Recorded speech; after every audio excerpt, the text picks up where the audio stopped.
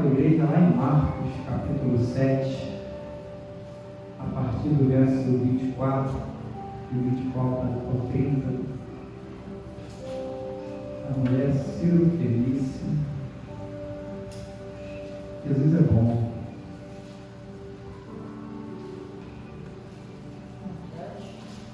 Marcos, capítulo 7, a partir do verso 24 ao 30. A passagem é bem conhecida. Estava meditando sobre ela hoje, quando eu cheguei do trabalho. Deus foi palestrando algumas coisas comigo e eu quero compartilhar com os irmãos. Amém? Que diz assim a palavra do Senhor. Jesus saiu daquele lugar e foi para os arredores de Tiro e de Sidom. Entrou numa casa e não queria que ninguém o soubesse, contudo, não conseguiu manter em segredo a sua presença. De fato, logo que ouviu falar dele, certa mulher, cuja filha estava com um espírito imundo, veio e lançou sobre os seus pés. A mulher era grega, cirurgianista de origem, e rogava a Jesus que expulsasse de sua filha o demônio. Ele lhe disse: deixe que primeiro os filhos comam até se fartar, pois não é correto tirar o pão dos filhos e lançá-los aos cachorrinhos. Ela respondeu: sim, Senhor, mas até os cachorrinhos debaixo da mesa comem das migalhas das crianças. Então ele disse: por causa dessa resposta, você pode ir, o demônio já saiu da sua filha. Ela foi para sua casa, encontrou sua filha deitada na cama e o demônio já deixava. Amém? Passagem um pouquinho conhecida. Jesus, no capítulo anterior, ele estava meio chateado, se eu posso usar essa expressão, porque os discípulos dele estavam comendo e não lavaram a mão. Poxa vida. Comeram e não lavaram a mão. E se indignou os fariseus, os tradicionais daquela época, porque eles tinham o costume de lavar a mão, lavar os jarros, a vasilhinha. E quando eles viram os discípulos de Jesus comendo sem lavar a mão, eles ficaram indignados, a ponto de questionar o mestre. E Jesus falar, bem profetizou Isaías acerca de vós, hipócritas, como está escrito: este povo me honra com os seus lábios, mas o seu coração está longe de mim. Em vão me adora, seus ensinamentos não passam de regras ensinadas por homens. E Jesus dá um sermão para eles, e ele entra na casa, acho que ele descansa um pouquinho, ele deve meditar um pouquinho. Aí no verso 24, Jesus ele sai daquele lugar e vai para os arredores de Tiro e de Sidom. Jesus ele estava deixa eu ver se eu me lembro, em Genezaré. E a Bíblia vai dizer que quando ele chega em Genezaré, pastor, que ele chega de barco, que ele prende o barco, a multidão começa a vir ao encontro dele, trazendo os enfermos, as pessoas doentes, as pessoas com demônios, e eles pensavam: se apenas nós tocarmos na orla dele, nós seremos curados. E a Bíblia diz que muitos foram curados. Só que agora Jesus ele vai para uma cidade, duas cidades pagãs, onde eles adoravam outros deuses. Ele vai para os arredores de Tiro e de Sidom, duas cidades pagãs, onde eles não proferiam a fé deles em Deus de Israel. Essas cidades foram destruídas e nunca mais foram edificadas, tiveram que ser reconstruídas em outro lugar. O profeta Ezequiel, a Aninha falou sobre o capítulo 28, ele profetiza no capítulo 26, capítulo 27, capítulo 28, que a cidade seria destruída, seria inundada, e ele vai para esse lugar. Eu fico imaginando Jesus num lugar onde ele opera maravilhas, sinais, onde ele cura, onde ele faz milagre. Agora ele vai para 2 cidades pagãs, os arredores dessa cidade, onde as pessoas não proferem a fé deles em Israel, no Deus de Israel. E ele fala assim, ó, eu vou, mas eu não quero que ninguém saiba.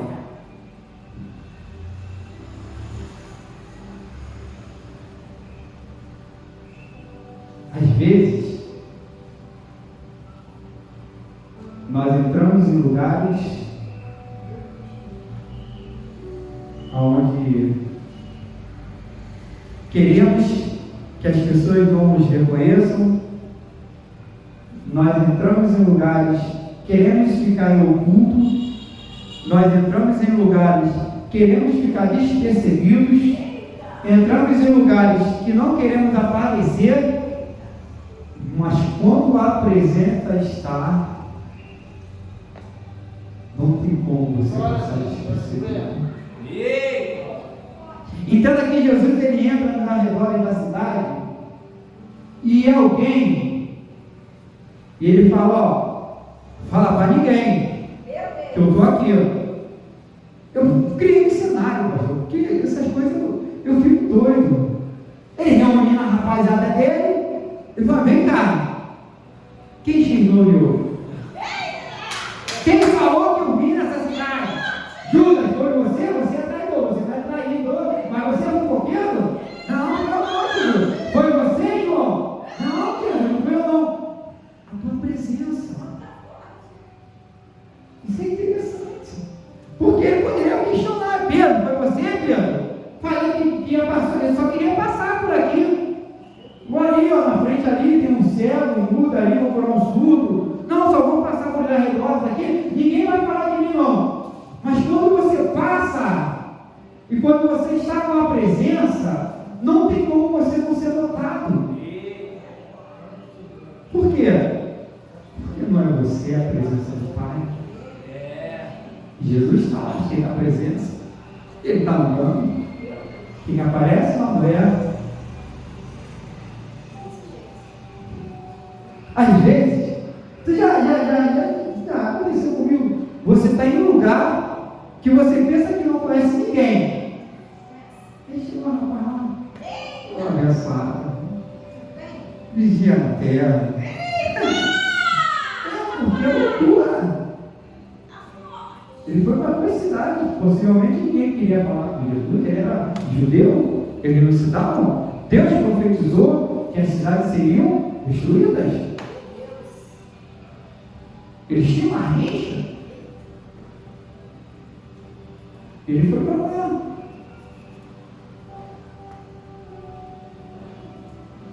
Independente de onde nós estivermos, se nós estivermos com a presença,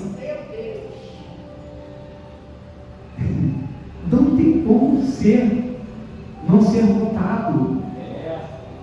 Não tem como você estar no seu trabalho, você está na presença e você não ser notado. Não tem como você estar no teu cotidiano, onde você for, e você não ser notado. A presença, ela faz toda a diferença em nossa vida.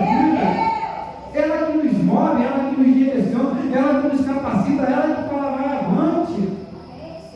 Uma certa vez o profeta estava andando com o seu ajudante, uma mulher fala com o marido dela, ali vai um grande homem de Deus. Mas como é que ela sabia? Eliseu, Geazi está andando, e ela fala, olha só, ali vai um grande homem de Deus, ali vai uma grande mulher de Deus, e todas as vezes que vêm aqui, eles não têm onde ficar, vamos fazer um quarto para ele, olha o que a mulher fala para o esposo. Jesus, onde ele ia, a presença ia junto, pastor. A atmosfera não estava. O choro, agora é riso. A morte, agora é vida. A prisão, agora é liberdade. A escuridão, agora é conhecimento. Por quê? Porque Jesus é a presença. cidade, passando. Talvez botou a rapaziada para, ó, você fica aqui, você vai aqui. Em Lucas vai dizer que ela grita, mas aqui em Marcos vai dizer que ele está na casa. É interessante essas duas visões. Aí ele está lá, de repente, fala assim, pô, vou esperar o tempo passar um pouquinho e vou sair de fininha. Mas não tem como. Não tem como. A presença está nele. Não adianta.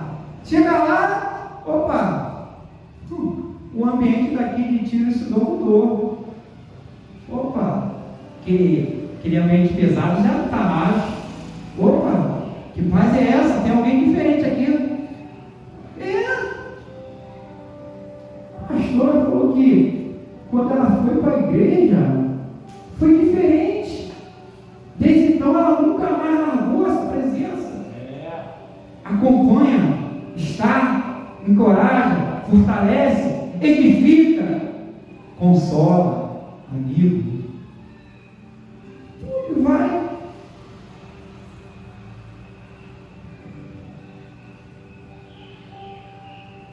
E Jesus ele fala sobre essas duas cidades em Lucas 10, ele fala assim, ó, ai de você,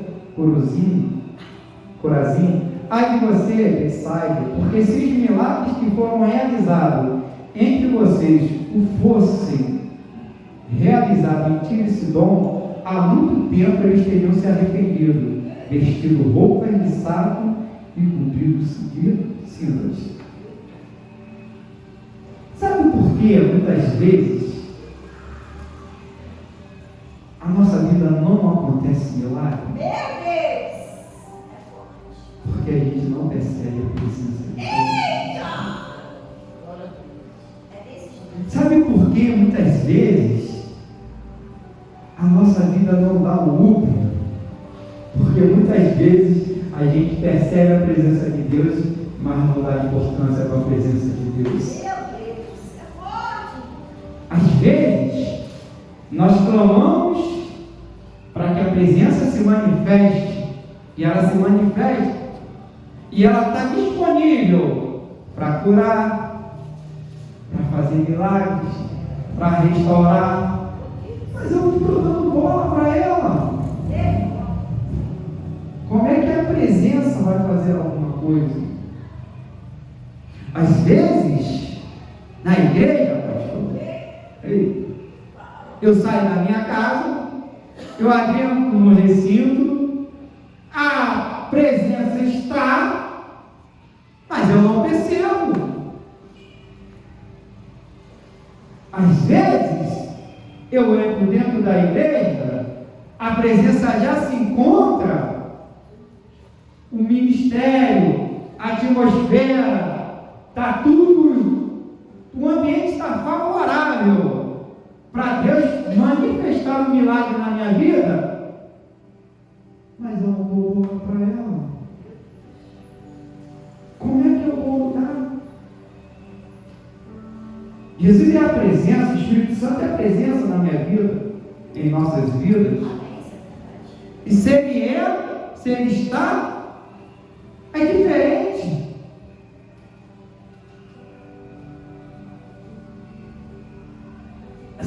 Essa mulher, ela teve uma oportunidade, não teve mais de uma, ela teve uma oportunidade, e às vezes Deus me dá várias oportunidades. Ela aproveitou a única oportunidade que ela teve. Mas Jesus, minha filha está endemoniada, estou desesperado, não sei mais o que fazer, os meus deuses pagãos não fazem nada. E ela recebe uma palavra dura. E tipo isso, como eu vou tirar dos meus para dar para os seus? Primeiro, vou saciar os meus, e depois, de repente, se eu quiser, eu faço para vocês. Palavra dura, né, pastor? Essa mulher poderia falar, não quero mais saber de Jesus. Não, estou muito chateado. Eu fui atrás do milagre, fui atrás da libertação da minha filha, e Jesus veio com argumentos que não condiz. Não é assim às vezes na igreja? Eu fico assim, às vezes as palavras duras saem daqui, mas é para edificação, para transformação. E as pessoas saem. Essa mulher, ela estava desesperada. Ela falou, calma aí, Jesus está aí. Opa, calma aí, para tudo, vou nele. Agora. E ela tinha fé, tá? Tinha. Ninguém vai de Jesus sem fé. Ninguém vai com uma enfermidade, com algum problema, e chega para Jesus, quebra o sistema, pode ter sofrido preconceito. Não, calma aí, eu vou nele. Aí chega lá e Jesus fala, para. Não, porque eu vou tirar dos meus filhos e vou te dar. E muitas vezes Deus nos fala, não fala não. É mais certo. A Bíblia tem mais não do que sim. Às vezes a gente chega na presença de Deus e a gente quer tanta coisa, e Deus fala não e a gente fica chateado. Às vezes os pastores nos chamam a atenção e a gente sai. Falta de alicerce, falta de maturidade, falta de amor à obra. Às vezes somos chamados porque eles veem algo que a gente não está vendo em nós e eles tentam nos lapidar de alguma forma. Muitas vezes a gente não aceita. Essa mulher, ela escuta essa palavra dura,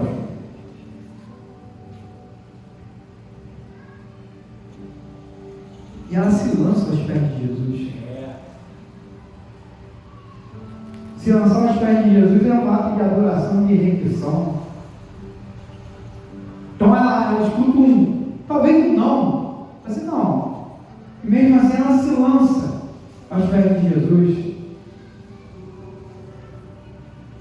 Aí ela fala para Jesus: Senhor, mas os filhos comem das migalhas que as crianças deixam na mesa. Ele ouvindo essas palavras, ele fala: pela sua resposta, a sua filha está curada. Qual é a resposta que nós estamos dando para Deus? Será que a resposta que nós estamos dando para Deus são respostas que têm alegrado o coração dele? Porque ele faz um questionamento. Ele fala, mesmo depois de ela ouvir o que Jesus falou, ela se lançou e ela dá uma resposta para ele que agrada a Jesus Cristo.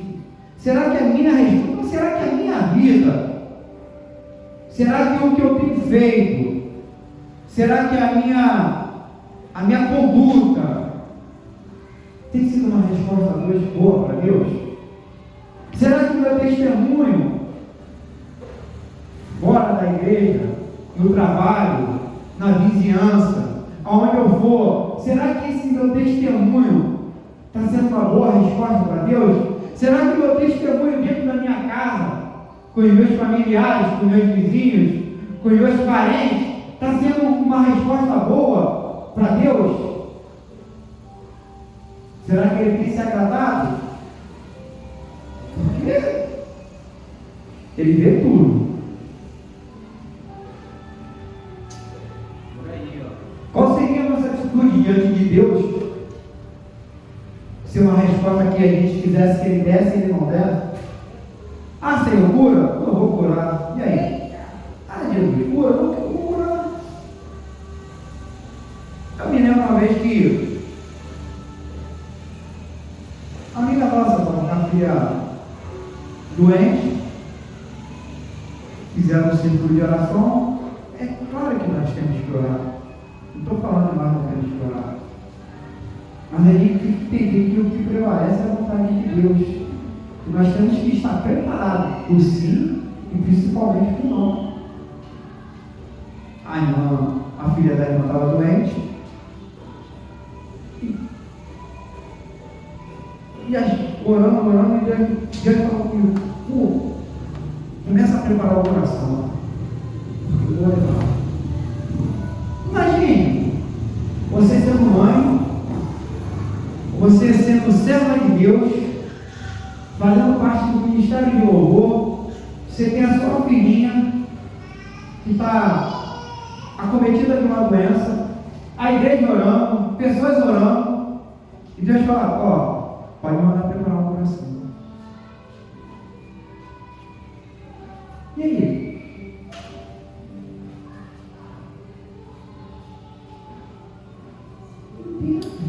Ninguém explica a Deus.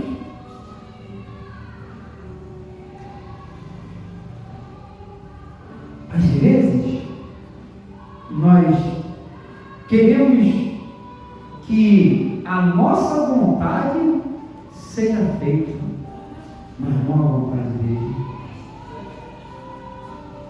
Diante de uma resposta que muitas vezes nós não queremos ouvir, nós enfraquecemos. E muitas vezes, como acontece muito, saímos da igreja. Essa mulher, ela dá uma resposta a Jesus que ele fala: caramba, vai, pode voltar para tua casa, você vai encontrar a sua filha liberta.